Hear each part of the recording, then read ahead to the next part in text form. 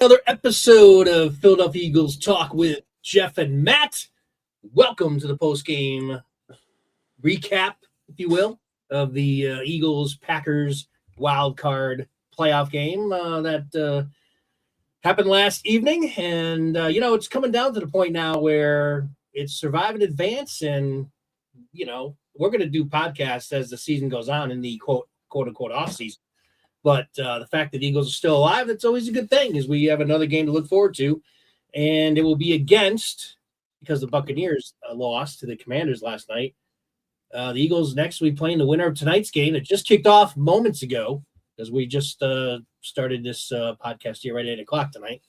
The Minnesota Vikings or the Rams. So, we'll do a preview as we normally do middle of the week for that one. But for now, we're going to give our thoughts about the Eagles' victory over the Packers last night.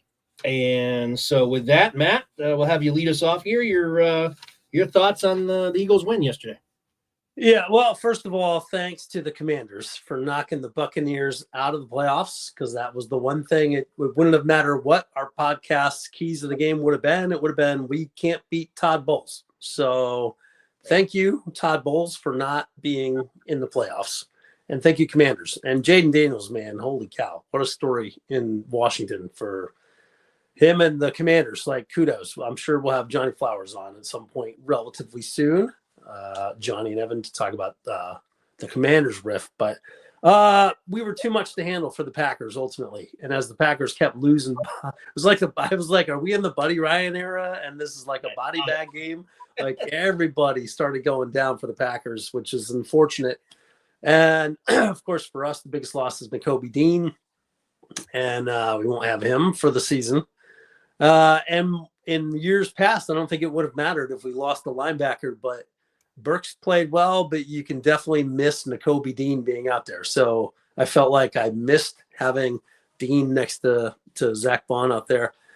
I thought, again, I'm going to go back to saying we can win every game if we commit to the run and don't turn the ball over.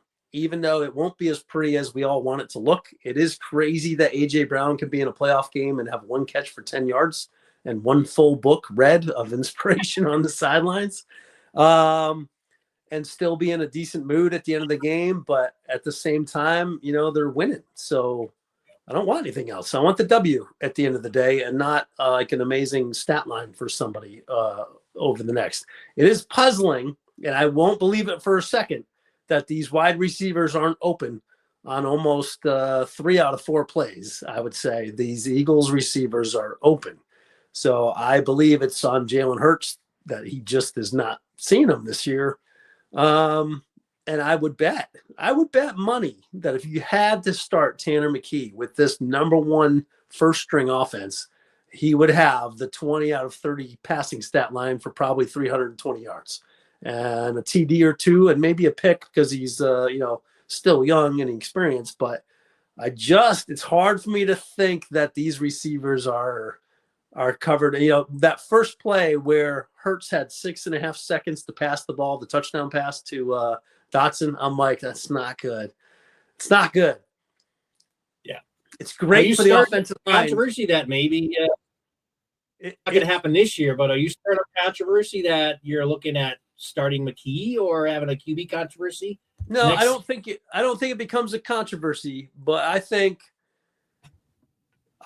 they both offer 2 different games at quarterback, and you can't bench the one that's winning.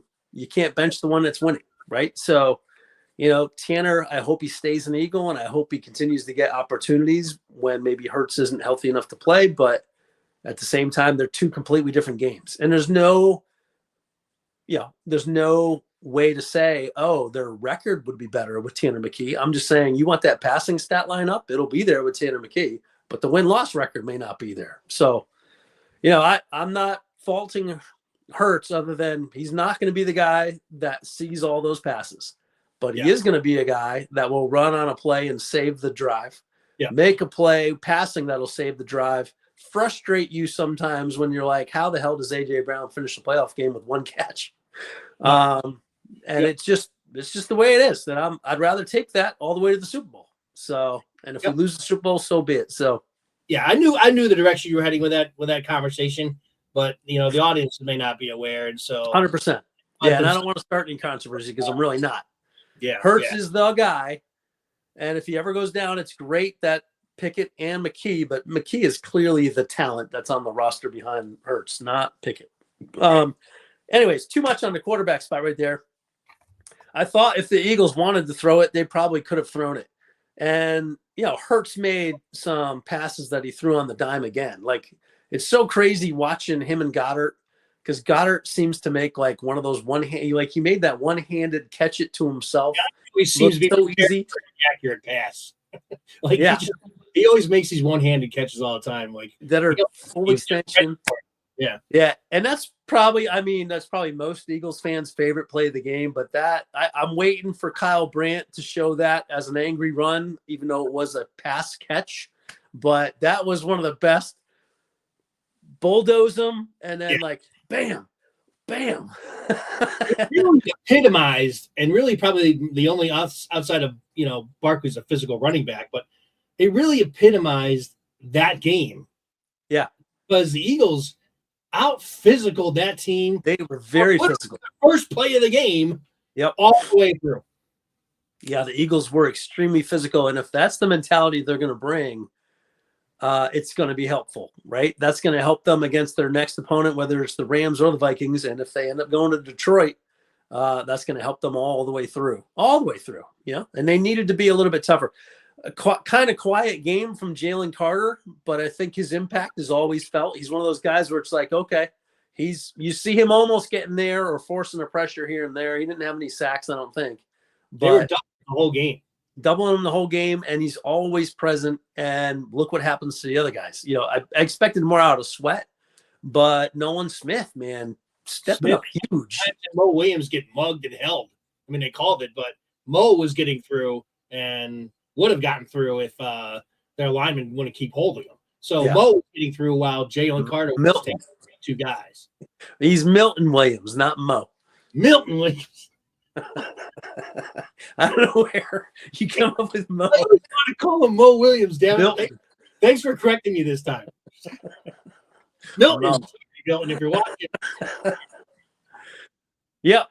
But yeah, and it's just funny because I remember Howie getting teased when he drafted Milton Williams, because that's probably the same draft he got Rager, right? Sure. It could have been. I'm not sure, but yeah. And what a pick that was. I mean, Milton Williams is a stud. So great. Yeah, and getting back to what we said, commit to the run, don't turn the ball over, and let the defense play what they can play. And the defense pretty much owned that game from start to finish. There was maybe 5 minutes of that game where I thought, okay, Eagles, you better do something on offense, because you're about ready to let them back into this game, and they don't need to be here because we're really kind of handling our business. That was the most frustrating part, because as much as they really dominated that game, but you never know by the score. I mean, that game was just – Eagles totally dominated, but yet they weren't putting up points and really taking advantage of it. Yep. But I don't know. I think we also have Jordan Love's number. Like, he seems to have awful games versus us, and you can see him play stellar against other teams. But this is also a team that was kind of rocked the last couple of weeks, and they come in kind of asked their way into the playoffs. Like totally backed into the playoffs. So we mentioned that in the preview, how they weren't going into the playoffs playing all that great. And then, Jordan definitely didn't play well, but they also, by the second half, he didn't have anyone to throw to. Eagles were level on every one of their wide receivers. Yeah, and I feel bad. The one I feel worse for is Dobbs. Was it Dobbs who got the concussion? Yeah, he just got back from a concussion. Yeah. And just fell on the back of his head with watch his – everything looks like it's not that bad because it's distant and it's in slow motion. But I'm like, but anytime your head just moves 3 inches and gives you that bounce off the turf, like, your brain is rocking against your skull. So you're more susceptible once you've had concussions to get other more severe concussions. Yeah. So that was that was horrible for Green Bay. And all the way to the locker room. I mean, he was really out of it. He's probably feeling it today too. Like, it's going to be a long recovery for him, a couple of weeks at least, probably.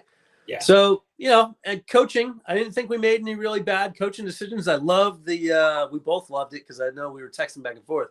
They finally made a pass play out of a fake tush push. And that was the one pass that Hurts wishes he could have had back just to put a little more air under it. And Brown would have had that touchdown right there. So very creative play because I love the reaction from Hurts and Barkley. They're kind of like low and like everyone else is just diving in the pile. So the only key block they needed on that was Barkley to take care of his guy.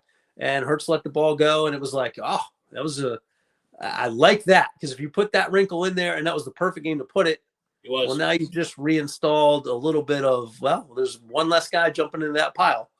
Next time, how confident they are in getting it on the tush push because they missed on third down, knowing that, hey, we still have another down. We'll just do the normal tush push, and you still can't stop us. And they got like 3.5 yards on that next one. Like he was plowed through again. So I think Cam Jurgens is getting better and better at what he needs to do because now they're looking like the tush pushers of last year with Kelsey, where they're just like, this could be a 5-yard play. They'll definitely get one, but Hurts might just be walking through the mud at some point. So I think it was a good game for the Eagles. If that's the knock the rust off game for Hurts, then fine. I'm cool with that. He didn't throw any mistakes. What I was getting to with the 6.5 second play before he threw the touchdown was I don't want that to be his clock. I want it to be 2.5. 2.5, make a decision. Throw the ball or start moving that ball up the pocket and looking for a run at that point or hit your safety valve and just get into that style of offense because we know you can do it. And if you do, well, then we're going to have one of the best offenses in the league. I think that's what everyone is just frustrated about. Well, definitely I am frustrated. I'm trying to I'm kind of to the point now where that it's just the Eagles are a team, especially with Hurts, and it's because of Hurts really. Or maybe the combination of Kellen Moore. We'll get into him a little bit more later. They're just not going to be a pretty team in terms of offensive efficiency. They're going to be a team that when they need to score, they're going to score because that's, again, getting back to Hurts. When the game's on the line, he comes through. He's a winner. He'll make the play that he'll all of a sudden hit 3 or 4 plays in a row out of nowhere if they need it. It's just during the course of the game, he goes to these spunks where he's inaccurate. He's hesitant to throw the ball. It's just misses the window. At this point in his career, that's Jalen Hurts. He's not gonna wake up one day and suddenly be this guy who's gonna be hitting his passes all across the field. It's just not his game. But the Eagles with their defense especially, and the offensive weapons and the fact that Hurts is a winning quarterback, regardless of how smooth and how he's not going to put up the gaudy numbers. He's not going to be a 300-yard passer with 4 touchdowns. And he's not Joe Burrow. He's not Allen. He's not Lamar Jackson even, who's become, by the way, Lamar Jackson impresses me more and more every time I watch him in terms of it's amazing. He's amazing. He's always been a good runner, but I remember the word on him coming out of the draft is that he was just a guy that could run, but he has no accuracy and he's not a good thrower. That guy could throw. I don't care. Anybody that's been in Baltimore watching Baltimore has watched that progression. He was a raw, unrefined passer his rookie year and maybe into his sophomore year, but ever since like the last 3 years, for anybody that's watched him play with basically, we always complained about McNabb having no receivers. Like that's been Lamar Jackson. He's got Zay Flowers now, but he's been the guy that has all the talent in the world. He's got a great Pro Bowl tight end, but really it was like, can you name a consistent wide receiver on that team before Zay Flowers got there? And Bateman's starting to come on strong now, but they went through guys like Perriman. They went through, didn't they have Odell Beckham for a year? Like they went through everybody. But at the end of their careers, like Deshaun Jackson and Beckham and stuff like that, where they're basically were retreads. Yeah. And Lamar's one of the greatest people you ever meet. Like he's just super cool, super grounded, super nice to everybody. Great guy. We'll get back in Eagles. I just went off on a tangent there. But I guess what I was saying is that's not going to be Hurts. And people that, and including myself, I'm kind of like speaking to myself because I get frustrated watching Hurts. He is what he is. He's a guy that to me, I think part of it is also that he's overcompensated in himself mentally because he got so much. Every time he throws a pick, he gets blasted in the media. And early on this season, he was getting killed for all the turnovers. And I think now he is too hesitant and too cautious. So but if you want it one way or the other, you'd rather him being too cautious than throw a pick, especially in the playoffs. So I'm willing to just concede this is the Jalen Hurts that we have. And it's not a bad thing. It's just not for anyone who's got higher expectations of him, myself included, need to temper him. Let him do what he does, which is win the ball game. And that's what he does. He wins. And, he's just not going to be a guy who's going to be putting up these huge numbers every week. And that's okay. That's okay. As long as he manages the game. The balance to that. They need to be made. Yeah. The balance to that is he's unshakable. Like he's the most he's like, sometimes it's like, is your blood even pulsing in your game? Like he looks like he's half asleep sometimes on the sideline. Guys are just staring at the book. Yeah. And it's like, but he's not, he's checked in and he's just super calm. So I'll take it. Commit to the run game, play good defense, don't turn the ball over. We can win it. Yeah. When you have a run game like Eagles do, that helps Hurts, not have all the weight on his shoulders to throw for 300 yards. So, right. Thanks for mentioning that. I meant to mention that. Yeah. So, let me just give you a couple of things that I had. First of all, in our predictions, now, I know we kind of text back and forth about it. I wrote both of our predictions down, but I didn't write down whose was who. I normally write down yours first. So I had 2017. Okay, you did have 2017. Mine was 27-13. Yeah, really spot on. 1 point away from Packers at 10-10. So I was very close on error, right? And really, Barkley would have scored that last touchdown, which would have put him right in where me and you had it. So we absolutely nailed that game, 100%, in terms of what we predicted the Eagles would do, and what the Packers would do. I mean, I was only a field goal off of the Packers. And the other thing I wanted to mention about this game is talk about Saquon. Goddard, I mean, was really key in that game. When they needed to make big plays, it was Goddard, other than the one Smith made a really big play as well. But mainly it was Goddard who was, getting the offense going when they were sputtering. It was always Goddard that kind of got them going again or made some big catches. Obviously, the touchdown run we talked about. I wanted to talk. What is your take? You mentioned the book thing. I don't have really an issue with it, and I saw his post game. But there are some in the media, and I'm talking about more national. I didn't really hear about the Philly guys that are like, I would never have this. If A.J. Brown was on my team, he would be gone in 10 minutes. There's no way in a playoff game I would have a player on the bench reading a book. This is the playoffs. This guy's checked out. Because he's not getting the ball. He's a selfish player, blah, blah, blah, blah. I mean, totally ranting and going off on A.J. Brown. And I'm like, I didn't get that feeling at all. And I would be one to point that out if I thought that was it. But we've been criticizing Brown in the past when he's had those games where he's been a little bit of a baby on the sideline. But I didn't see anything wrong with it at all, especially how he mentioned that he's done it before, that he's apparently always has that book. Now, apparently it's taken this long for the cameras to catch it. Okay. You can clearly tell it's not a brand new book. It's one that's been worn out. He's got pages, like the book covers practically. I mean, the guy reads this book all the time. Clearly, he's got it highlighted, underlined inside the book. I don't have a problem with it, but do you think there's any of that at all? Because some people are reading into that like this guy is checked out. No, you got books because it looked like it had some like inspirational like quotes or something was in the title, and so he's either reading it for his own inspiration or reading it to keep guys light on the sidelines or something else. Like I don't have any problem with that whatsoever. I'm like, do you really think A.J. Brown needs to keep looking at the routes or the defense and stuff to know what's going on? He's a pro. Like I said, he's probably open on every play, and because the offense doesn't go his way, it doesn't matter. Like that mentality seems to me to be way old school. I mean, that's why some of the coaches of yesterday cannot coach in today's league today. Like that sounds like Mike Singletary barking in my ear, that complaint that you just kind of mocked up there. And I'm like, well, that's great for back 20 years ago. But nobody of A.J. Brown's generation and cats younger than him are going to respond to that type of coaching. It's just not going to happen. It's gone. It's past. It's a bygone era. If you want the 1985 Bears, guess what? You ain't never going to find them again. You're going to find guys that respond better to people like Mike McDaniels in Miami and just people that are just regular talkers. Nick Sirianni has no problem with that.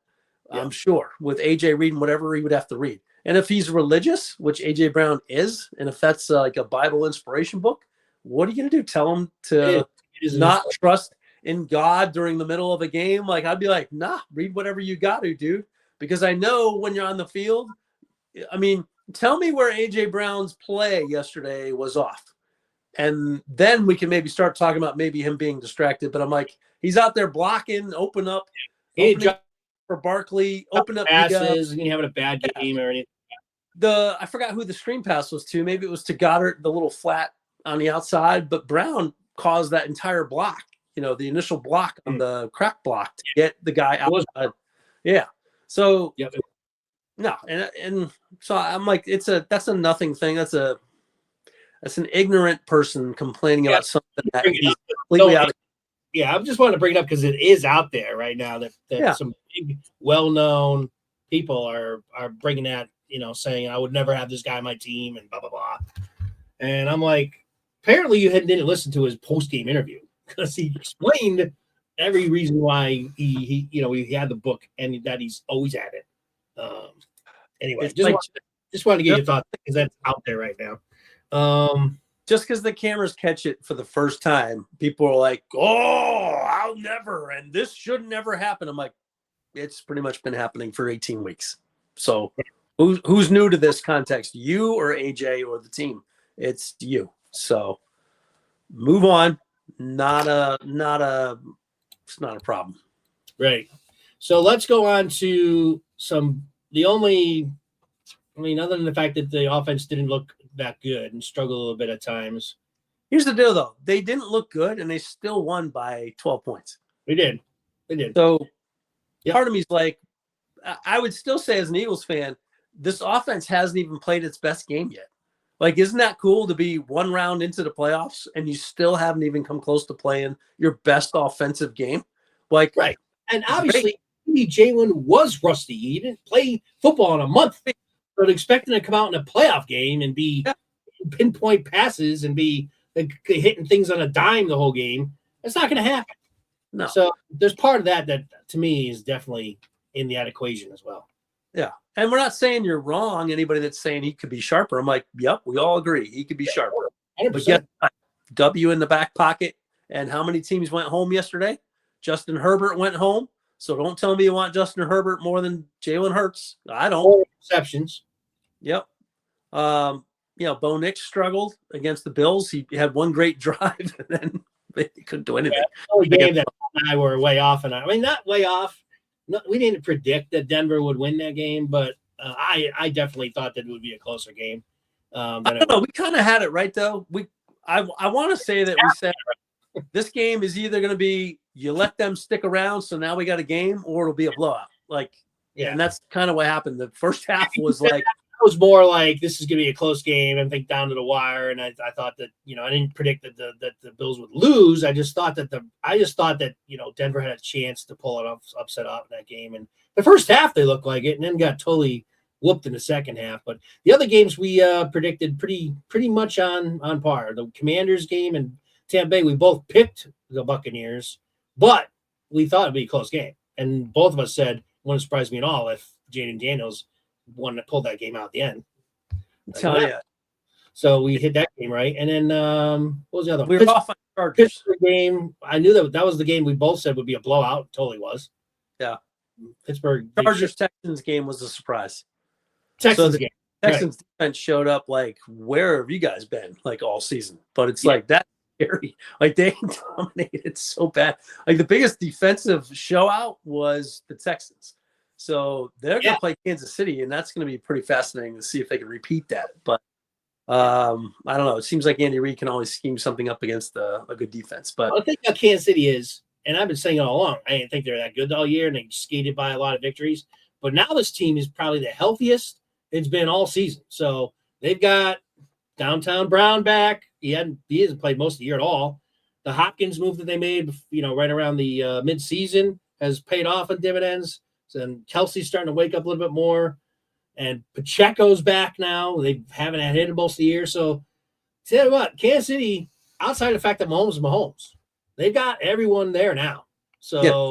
Plus, they played a Super Bowl schedule. You know, they played a Super Bowl champion schedule this year and lost how many games? Just one. So, two if you want to count I don't even count the last game of the season. No, but Mahomes is just good enough to will that team to victory, and they've sat out and enjoyed a bye week, so now they're going to be strong. They're going to be tough. I think Bill Ravens is going to be an amazing game to watch, and the Ravens have to travel to Buffalo. My pick in the AFC, not that we did these live or anything, but the team that I thought was the best team in the AFC through the season was the Ravens. I think that was my pick. I think they're better than the Bills. I think they're going to beat the Bills, but I think Kansas City could still knock them off just because Kansas City. But I think the Ravens are still my AFC pick to come out of to be in the Super Bowl. Yeah, I wouldn't disagree with that. And it's almost from the NFC. It's like, man, any one of these teams can win. The teams that are remaining, any one of them I can see winning the whole thing. But I tell you who I don't want to be. I don't want to be playing in the last 4 minutes of a game and the ball is in Jaden Daniels' hands with that offense, because it seems like he comes alive when it's no huddle, call 2 or 3 plays in a row. If it ain't there, go pick it up with your legs. He can gas defenses like that. Yeah. They did it to win that game against the Bucks. I mean, that play, I don't know if you saw the play where the defensive tackle, Carney burst through on a play where, like, oh my God, they're going to get him. Game over.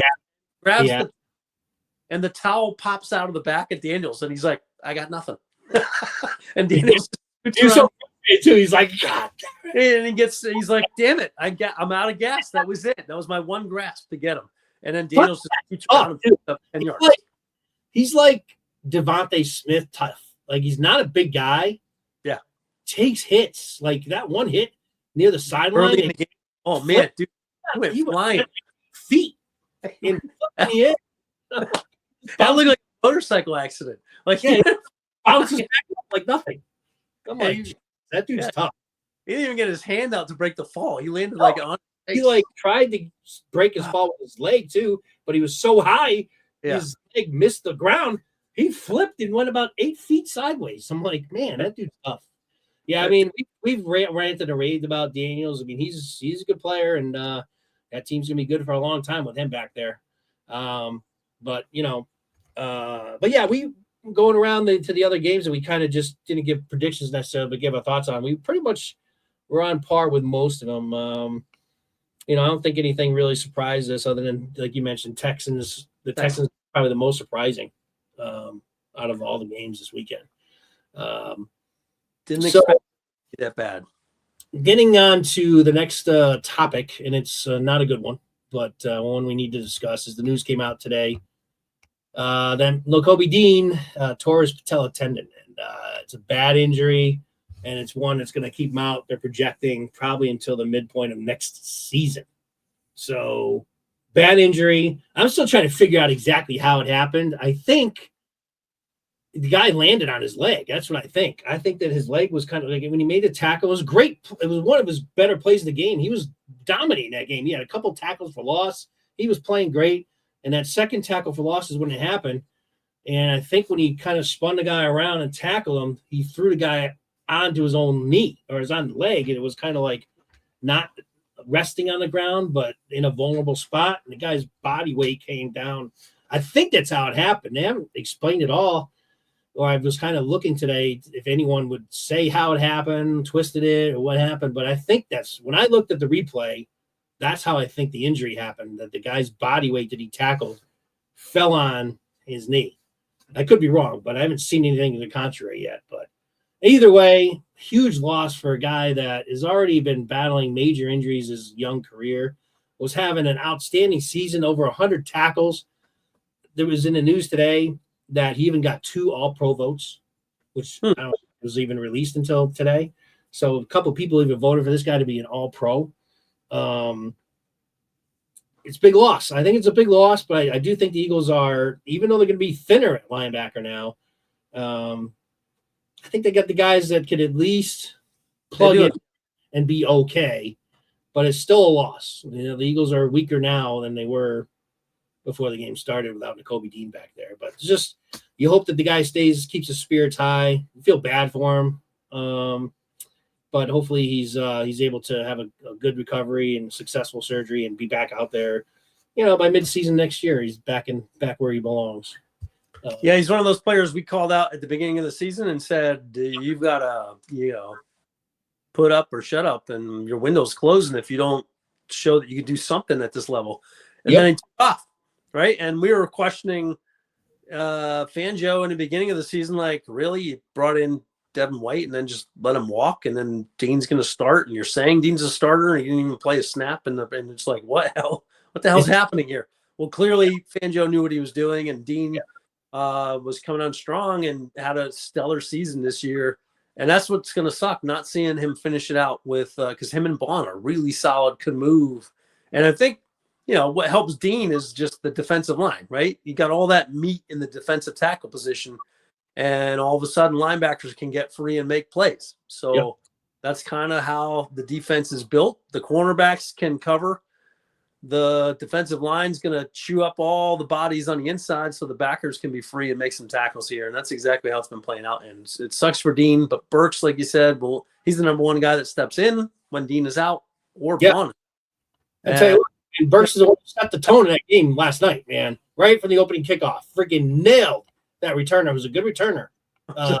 And he set the tone for the rest of that game. Man, what a hit that was. He took the player one way and the ball stayed in motion, like going. It was like, how the hell the ball just appears out of nowhere. Yeah, and I don't know, like that was kind of like I didn't think they were going to give that ball to the Eagles because it looked like he got it back immediately. Trotter wrestled away from him. I guess Trotter kept it enough alive in the ref's eyes that they were like, nope, that's not an official. He got it quick. He wrestled away quick enough because you're right. The Packer guy did seem to get it back right off the bat initially, but Trotter got right in there and kind of wrestled, like arm and shoulder in there. Yeah. So on Trotter to be not giving up on that play, and that's a great way to start a playoff game, right? Or your playoff run. It's just wham! Give us the ball. We scored 7 points on that. Yep. Fantastic way to start a game. So great play. Burks. I didn't think about it, but Burks probably deserves the thumbs up for the way he came in and played. In addition to that tackle and subbing for Dean. I don't mean to segue out of that. No, but it's a lot of pressure on him now, though, because now he is going to be our starting middle linebacker, and maybe they're going to, put Trotter in there to give a breather every once in a while. But so it's just ironic that on that first play of the game, those two guys are not going to be the guys on defense because unfortunately, he lost Nakobe. But I'm glad you pointed out because I almost forgot. Because anyone who's listened to this podcast since last year, or really since Nakobe Dean was drafted. I made the claim that this guy will be our team defensive leader within 3 years. And the first 2 years of that, I look like an ass saying that because he was not good. And I called him out for it. I'm like, Nakobe Dean is not playing well. We both did. We both were critical of him. But me, especially after my initial claim of prediction about this guy, I was very disappointed because I'm like, I don't know if he's got it. And this year, he started showing some flashes last year. But this year, he came in and it was everything that I was saying he was going to be. And this ironically is his third year. So my predictions end up being partially true. I don't know if you want to call him the leader of the defense yet. He is one of the leaders. He's the emotional leader on the field for sure. Yeah. So, and he certainly became a great player. So, but it took him a good 3 years to do it, mainly because of injury as well. But he's there. So we're looking forward to having him come back next year. And it's going to suck having to go rest of the way this year without him. But I think the Eagles, getting a guy like Burks, that was another smart move by Howie because if you remember last year when Greenwood, remember when he had that Achilles tendon injury when he was just running out to the field and tore his ACL or his Achilles? Yeah. Well, Burks, who came in and played the rest of that Super Bowl for him, and they didn't really skip a beat, in terms of defensively anyway. I know they ended up losing the Super Bowl, but it wasn't because of him. So the guy has got playoff experience and, good move by Howie because they're going to need him now. So, yeah. All right. Well, let's get into the good old thumbs up, thumbs down. We talked about a few of the guys that aren't going to surprise, being on this list, but I can remember to always put the super up there, so I always forget. So here we go. We're on time on that. Thumbs up for the game. I'll go first. I might as well get some of these guys out of the way that we already talked about. I'll go Dallas Goedert. I'll take Goddard, and I already talked about why. He made some big catches. Not even talk about really the touchdown one. Obviously, that was a great play. But he made some big catches before that. Third down catches, keep drives alive. So I thought Goddard was huge in this game. And clearly he's back from his injury. And it just tells you that he's another weapon that you almost, not that you forget about Goddard. We all know how good he is. But there's some games he doesn't get a catch or hardly plays at all. And he could be a major weapon. And he was in this game for sure. And then, of course, and it was funny because Brady during the game, I think it was Brady who said it. It might have been the Burkhalter, but or whatever the guy's name is, the other guy that's with him, said to him or made the comment that he made like a Gronk-like touchdown play. I'm like, yeah, that was a Gronk-like touchdown. It was like, get out of me. Yeah, I just like shoved 3 straight stiff arms. Like, get the hell off me. It was awesome. Yeah. So I got it with my first thumbs up. Yeah, that's a good one. I fully agree with that one. He'd probably be my first guy too. I'll go with Zach Bond as my number 1 thumbs up. Because it was funny. Got our thumbs up. Guy is so consistent. Say that again. I was saying every game he's on our thumbs up list. He's so consistent. It was so funny. I thought for sure he picked off that first pass, and they never showed a replay. So I'm like, how can you not replay that? Like, to me, I mean, maybe the ref had a very, very good look at it, but to me, I'm like, I didn't see that ball bounce. I saw it disappear like into the shadow, but where's the replay? Like, I had the same exact reaction. I was like, can we see replay that? Because I thought he might have had it. And then before he had another thought, he picks it off the next play. Yeah, the very next play, he's like, I'll get this one. You know, totally different style, but just. By the way, where was Love throwing that pass? I don't know. And he was out there on deep coverage in the end zone on another pass play earlier in the game. And I'm like, Zach Bond can move across that field with ease. So it's like, man, they got team speed on defense that you don't really know is there until you see him showing up making these plays. So Zach Bond's just awesome. And he's going to need to stay on that field and stay healthy. He's going to become even more important now without Dean in there. Yep. That's even possible. But yeah. Thumbs up for Bond. Back to you. Back to me. I'm only laughing because I have down here M. Williams. Milton Williams, that is.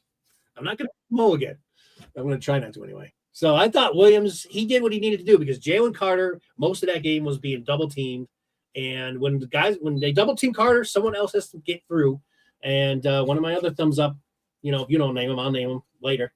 But I've got Milton Williams on there, because he was the guy that was getting through and being held and mugged. I mean, how many times did he have a flag thrown against whoever was trying to block him in this game? So at least the refs were calling it because he was getting absolutely like horse collared. And the guy was completely hugging him and trying to, he was being mugged on a lot. And so he did a good job of penetrating and causing penalties, holding calls. So good job by Milton Williams. And Carter, you got to give a hats off to Carter because he's the reason why he's able to get through. Carter, even though he doesn't have a stat or really much to really talk about, he's gobbling up the double teams and doing his job there. He's so disruptive. And he's still causing some pressures and getting some push. I'll go Nolan Smith because Nolan Smith is he seems like a guy that just keeps getting better and better every game. He just missed deflecting that one pass that went like by his hand. He was responding to the pass, put his big wingspan out there, but he missed it, didn't hit the ball back. But I'm like, he's catching up in that part of his game as well. But he's on speed now with his pass rushing, and he knows how to push that pocket just far enough and where that QB is going to react to where that pocket is and then go in and cut him off as the QB tries to get away. And he's just such an athlete. Like his athleticism like jumps off the page when you're looking at this guy and you're thinking like, God, he could play anywhere on defense. Like he's got a tall kind of lanky frame. He's not even grown into his body yet. I don't think like he could be like the Incredible Hulk out there. No, I'll give you a comparison. I was thinking about this the other day. If he becomes this good, which he's starting to be in that trajectory, Javon Curse. Yeah. Yeah. Kind of a skinnier, quick twitch athlete that just ended up, once he got into his primes, was dominant, right? One of the most dominant pass rushers of the game. And, you know, maybe that's the silver lining to BG going out early this season is Nolan Smith is going to have, he's got a half a season now where he's been playing and cranking it up, and he's just going to get better in the offseason and be there. Like, isn't it nice to know we don't really have to replace BG, that his replacement's already here and he's going in the right direction? That's great knowing that going into the next season. He had another big game, and he's taking advantage of all those opportunities. Yeah, it's another guy like Dean where me and you both like, man, I don't know if this guy's got it, you know, last year, not, you know, coming into the season. Yeah, we're like, for a first-round pick, that's a lot of draft capital the Eagles, you know, gave up drafting this guy because you knew he had ability at the college level, but did he have the size, you know, and the you know, the fight through that you need, especially when undersized, the effort and the engine that everyone always talks about to fight through and, you know, penetrate and get to the quarterback. And it took him a year or so to get there, but man, like I said, his ceiling is like Javon Curse. I was thinking about that the other day. I'm like, who's this guy remind me of? And he's, you know, remember Curse was built like Adonis too. Like Nolan Smith is in shape, man. That guy is chiseled. And same with Curse. He was like same way. Now Curse, you know, if he gets as good as Curse, that'd be fantastic. I'm not saying he's going to be Javon Curse, but he's starting to remind me of Javon Curse. And if you put these 2 sacks in, he had 8 sacks in the regular season. That gives him 10 now. 10. So he didn't really start all that much until BG went out. So it's like some of those sacks are spot plays. So great to see him fly. His first sack, how quick did he get past that guy? Yeah. I mean, holy smokes, he totally smoked that guy. Yeah. I mean, he was past him right at the hike. So I don't know if that was their starting tackle that was against him. I think so, because it was early in the game. But man, that speed that he showed was just elite from the edge standpoint. So yeah, that was gonna be my next thumbs up if you didn't name him. By the way, again, consistently, he's probably been on our thumbs up list for the last month and a half too. 4 or 5 weeks. He's showing up every game. Yep. All right, my next one. I wish I had again, someday I will. I'll have graphics or whatever. But I have a little confetti about Quinton Mitchell. The Q gets his first. Yeah. So there's your confetti effect. The Q with his first interception. Long time coming. I think every Eagles fan was super happy for the guy to finally get his first pick, and he does it in the playoffs. So congratulations to Mitchell. First of many to come, I'm sure, in his career.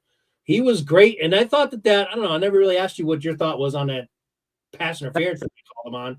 I thought it was probably enough to maybe throw a flag, but it was also enough to maybe not throw the flag. Yeah, I think it's more of a problem with it, but I don't know. I think it's more than what James Bradbury had when they lost to the Chiefs in the Super Bowl. It was more than that, I thought. But was it, blatant? Probably not. But I wasn't too disappointed with it. But I was like, I had a feeling inside, and this sounds like, oh, you're just making this up because it's like hindsight's 2020. But I had a feeling inside because you could see the look on Q's face after he got flagged for that of and I'm like, dude, he is seething to get that back. Somehow, some way in this game, he's going to make a play to get that back. So when the interception came, I'm like, there it is. Karma, good. Now let's move on, Q. Forget those bad plays. Get to the good plays. Q's just awesome all season. So what a freaking pickup, man. And I have this is where, I don't know, both of these teams got to get there. Detroit is an easier path than the Eagles do, but that would be so great to see the Detroit offense, the high-flying, great offense that they have, which no doubt they have. That team's got the best offense in the NFL by far against our defense. And because I have this kid's only a rookie. Same with, Cooper, but they don't play like rookies. They haven't played like rookies this whole season. And you look at who they played against. I don't have it in front of me, but all the number one receivers that Q is lined up against this year, these are elite. These are the best guys in the league. Jamar Chase, CeeDee Lamb. I mean, there's a few I could just knock right off the top of the head here. He has shut all of them down. anyone who's lined up against him.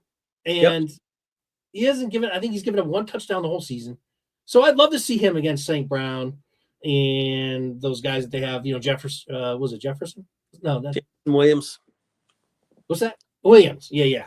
Williams. So, yeah, I mean, that'll be a huge test, but the Eagles have the secondary to shut that offense down.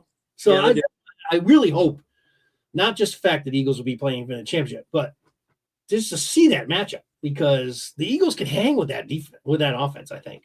They can. I think Gibbs is the thing about that offense. Gibbs is the guy that'd be the scariest. Absolutely. Yep. Especially on the Kobe Dean back there. Yeah, we can get pressure on Geoff. Geoff is kind of like a statue. So Gibbs, that would be the biggest thing. Gibbs is dangerous.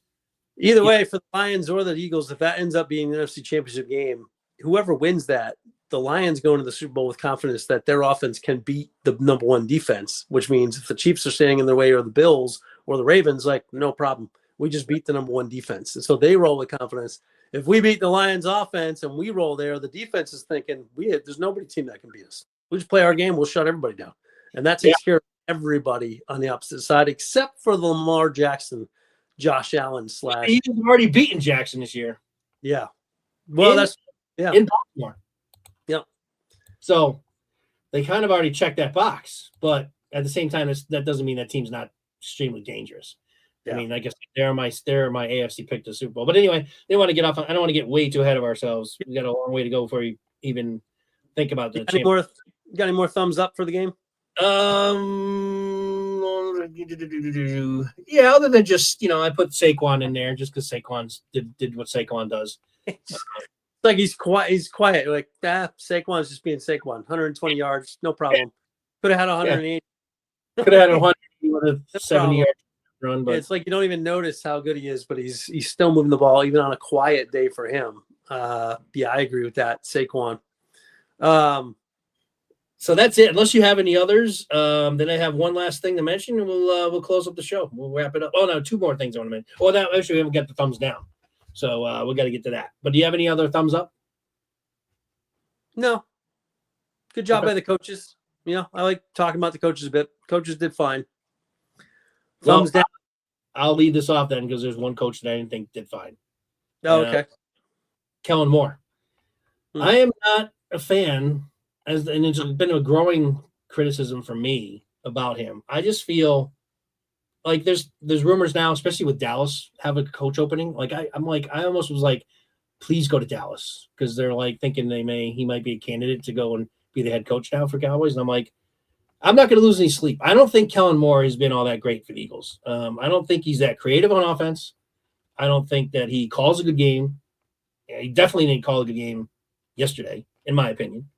So I'm not saying he's terrible either, but he just doesn't impress me.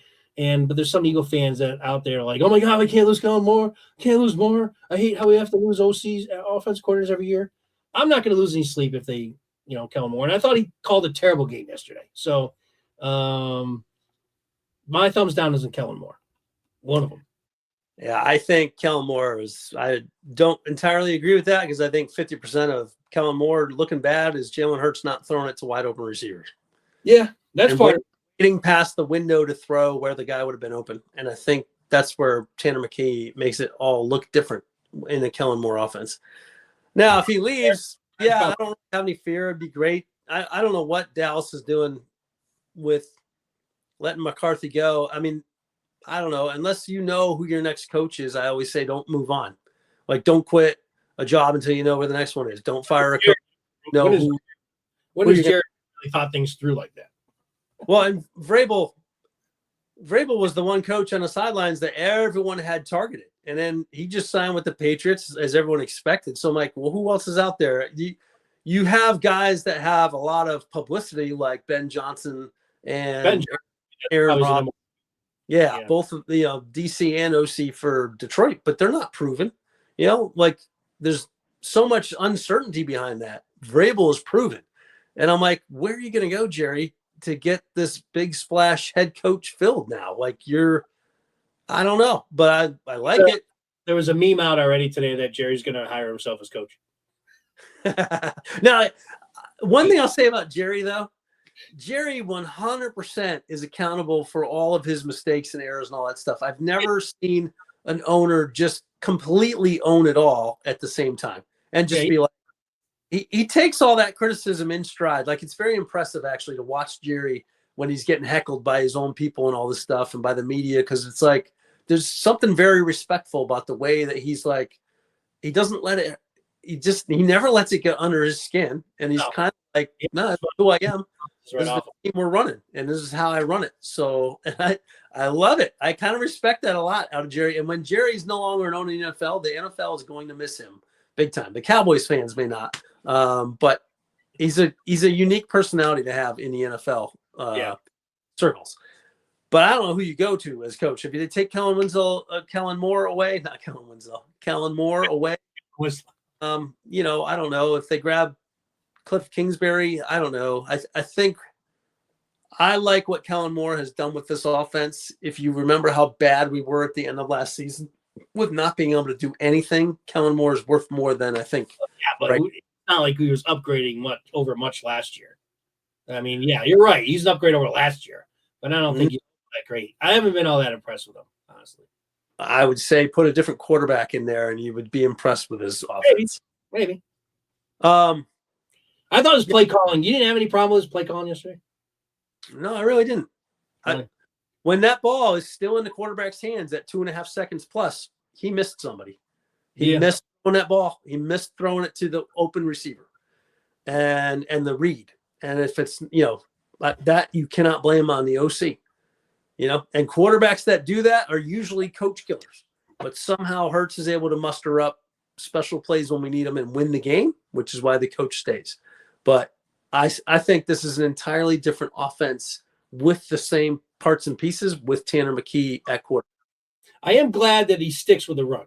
I'll give him that. Yeah. I'll give him that. That's why we won so many games, and that's why we have a chance to go to the Super Bowl. He's committed to the run. Stay there. Then again, I don't know if there's something in his contract that he has to give it to Barkley a certain number of times for how much maybe. The Eagles are paying him. Yeah, my thumbs down are for Jake Elliott. I got zero confidence that if we got to kick a field goal. Not to put him on the thumbs down because I've had his back and I keep defending Elliott. And he did kick 2 field goals, so he was 2 for 2. But, man, you can't miss extra points. No. And look at that one.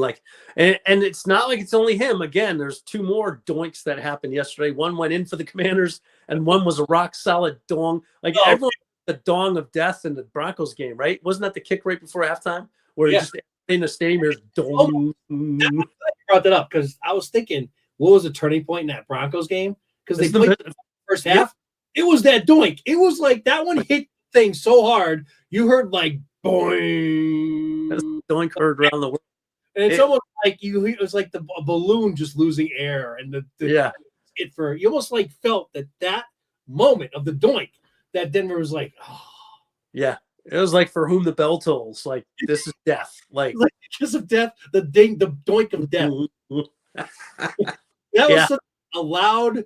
Like, you don't hear a doink like that loud that often. Like, that was just a reverberating doink throughout the whole stadium. Yeah. So I don't know. I really don't know. Like, I don't want it to come down to a field goal to have to win any game. Like, I would almost be fine with a 4th and 1 tush push when the points were even there. Because it's just so unreliable this year. I don't have that unreliable. I take issue with the unreliable word. Like, I don't think he's unreliable. I'm just saying field goals in and of itself this year are unreliable. I don't know what it is. In general, not Jake specifically. In general, I don't want to have to kick a field goal. It's just not. There's something in the water this year. There's something in the air.